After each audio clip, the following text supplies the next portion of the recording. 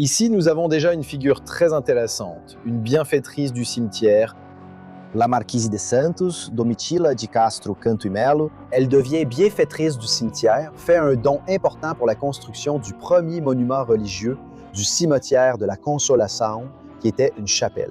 Elle finit par mourir. Ensuite, Elle fait également un don par testament ici. Elle a laissé une sorte d'héritage au cimetière. Exactement, elle a laissé de l'argent ici pour le cimetière, mais en plus de toute cette histoire, elle est un fantôme ici.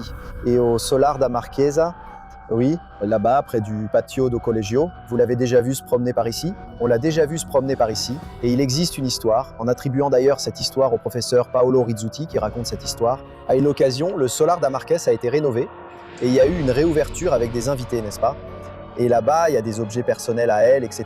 Et quand les gens sortaient de cette exposition, de cette réouverture, ils saluaient les conservateurs en disant « Mince, quelle bonne idée vous avez eue d'engager un acteur et une actrice pour incarner la marquise de Santos et Tobias de Aguiar ».